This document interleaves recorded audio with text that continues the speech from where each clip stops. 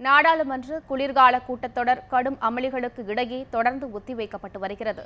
இது தொடர்பாக மக்களவை சபாநாயகர் சுமித்ரா மகாஜன் ஏற்பாடு செய்திருந்த அனைத்துக் கட்சி கூட்டம் தோல்வியில் முடிந்தது.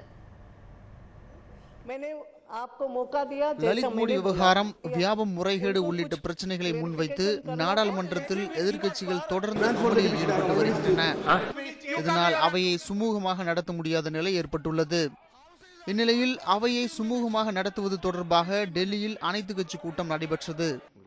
மக்களவை சபாநாயகர் திருமதி சுமித்ரா மகாஜன் தலைமையில் நடைபெற்ற இந்த கூட்டத்தில் அனைத்து கட்சி பிரதிநிதிகளும் கலந்து கொண்டனர். பின்னர் செய்தியாளர்களிடம் பேசிய திருமதி சுமித்ரா மகாஜன் அவையை சுமூகமாக நடத்த ஒத்துழைப்பு அளிக்குமாறு கட்சியினரை கேட்டுக்கொண்டார்.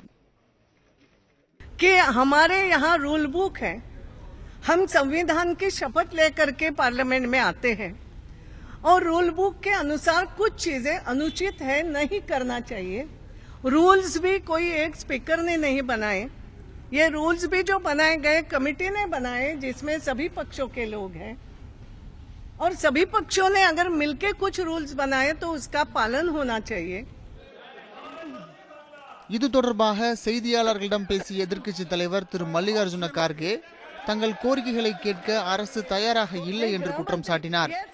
மேலும் லோக்சபா தொலைக்காட்சி சபாநாயகரின் பேச்சில் மட்டும் கவனம் செலுத்துவதாகவும் எதிர்க்கட்சிகளின் போராட்டங்களை தவிர்த்து வருவதாகவும் தெரிவித்துள்ளார். हमसे जो भी कोऑपरेशन स्पीकर को होना हम देंगे, लेकिन सरकार भी इसके बारे में अपना जो कर्तव्य है निभाना और हाउस को चलाने के लिए उनके तरफ से जो कोऑपरेशन होना वो करना चाहिए.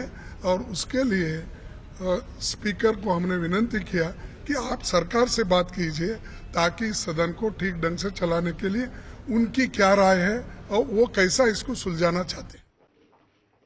முட்டுக்கட்டையை முடிவுக்கு கொண்டுவர எதிர்க்கட்சிகளுடன் நடத்திய பேச்சுவார்த்தையில் உடன்பாடு ஏற்படாததால் மீண்டும் ஒரு கூட்டத்தை நடத்த தயாராக இருப்பதாக மத்திய அரசு தெரிவித்துள்ளது. நாடாளுமன்ற மழைக்கால கூட்டத்தொடர் கடந்த ஜூலை 21ஆம் தேதி தொடங்கியது.